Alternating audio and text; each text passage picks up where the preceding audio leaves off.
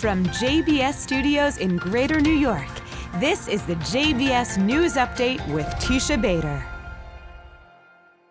I'm Teisha Bader with the JBS News Update for Thursday, February the 23rd, 2023. 6 rockets were fired at Israel from Gaza in the early morning hours today, launched towards the cities of Ashkelon and Sderot and Gaza-adjacent towns. The IDF said 5 rockets were intercepted by the IDF aerial defense array. 1 rocket fell in an open area.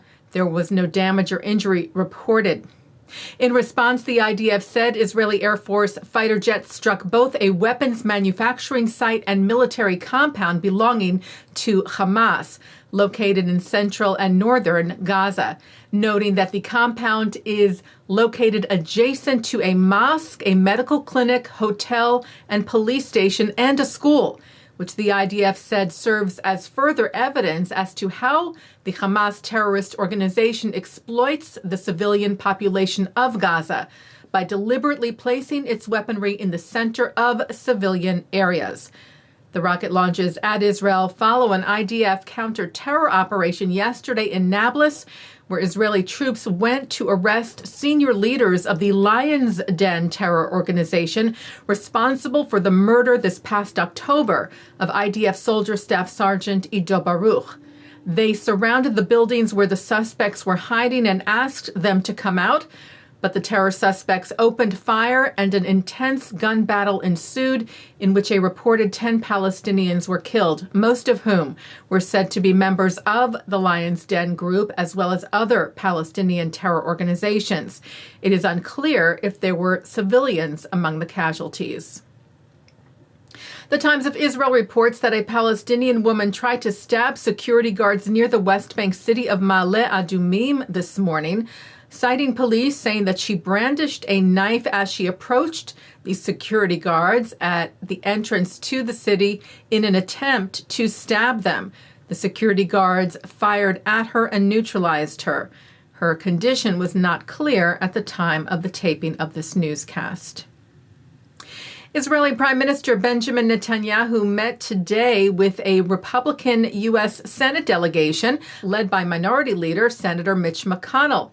Netanyahu's office said the Prime Minister told McConnell he was a true friend of Israel and that he deeply appreciated the fact that Senator McConnell and his colleagues, some of whom he has known for many years, were among Israel's best friends. The meeting follows similar sit-downs yesterday with Democratic and bipartisan congressional delegations. McConnell and the delegation also met with Israel's President Isaac Herzog, who said, "I thanked them for their unwavering support of Israel." Oman has opened its skies to all carriers, including Israeli carriers. The Arab country's Civil Aviation Authority said in a press release today that the Sultanate's airspace is open for all carriers that meet the requirements of the authority for overflying. The historic move follows, Israel said, efforts of its foreign ministry, and Minister of Foreign Affairs Eli Cohen called it a historic decision that will shorten the flying time to Asia, lower costs for Israeli citizens, and help Israeli airlines to be more competitive. Flying through Omani airspace will shorten flights from Israel to destinations in Asia by more than 2 hours.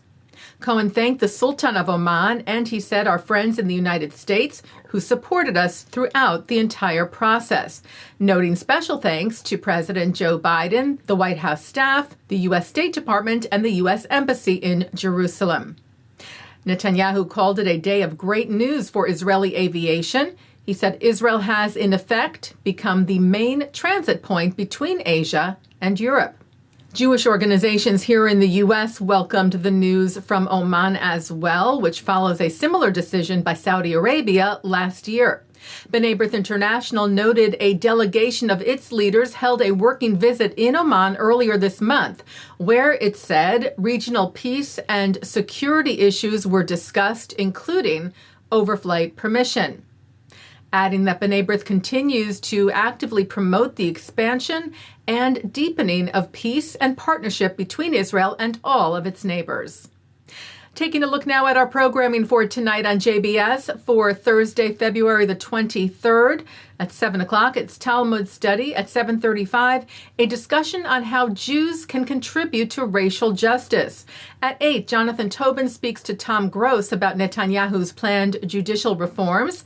At 9, former Miss Israel Titi Ayna on L'chaim. At 10, a look at U.S. presidents' relationships with Israel over the years. And coming up next, it's the ILTV's Insider. And that's the JBS News Update for Thursday, February the 23rd, 2023. I'm Teisha Bader. Stay healthy, stay well.